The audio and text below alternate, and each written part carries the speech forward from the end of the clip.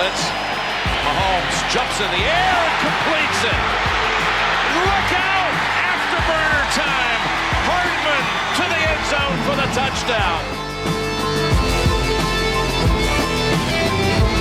All right, BJ Kissel here with a familiar face and somebody that all football fans already know. And two-time league MVP, Super Bowl MVP, and Kurt Warner. Cedar Rapids, Iowa native as well. Grew up in Chiefs Kingdom. Yes. Kurt, right now I want to kind of talk us through a few of these top plays that we've all seen from Patrick Mahomes. This first one came from the AFC title game. Well, I think the bottom line is it all starts with his presence, right? As he's moving, he's able to spatially feel what's going on around him, right? You're able to spatially feel where the pressure's coming from. Yet his eyes are still down the field, still looking to make that throw, but still spatially aware of what's happening. All of a sudden, there's no throw, and it's a little hesitation, right? We're in a business now where most quarterbacks are going, oh, okay, I got 2 or 3 yards, let me get out of bounds. And then obviously the bottom line is the competitor part of it, right? Yeah. Is that hey, I'm not going out of bounds. I understand the moment. I understand how big this is.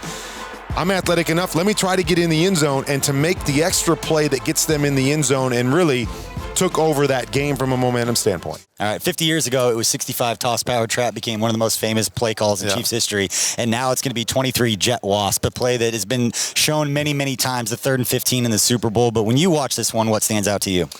Well, I mean, I'm just going to start with, right off the bat, is that he takes an 11-step drop from the gun. That's the first thing that stands out to me because that's not a thing. It's not a real thing. But Patrick, he's just got some unique abilities to do things that we don't even teach. No coach is ever going to teach you to take an 11-step drop from in the gun and then be able to make a 40-yard throw down the field.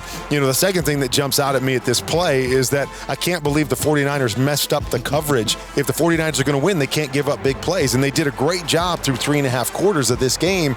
And then this one mistake changed everything. Again, you go back to the 11-step drop. If you have to throw that ball on time, I don't know if that play happens.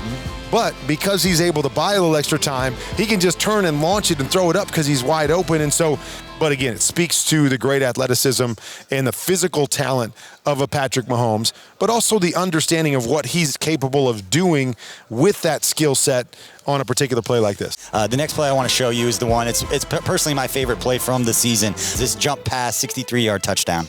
I think the first thing that always jumps out at me is his understanding of what's going on in the pocket, right? He feels the pressure coming around him.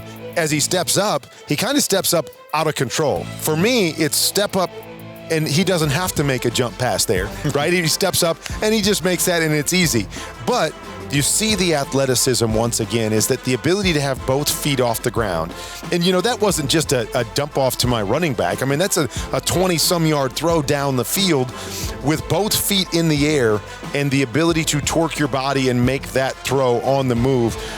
Those are just plays where you just kind of chalk them up to, oh, that guy's special.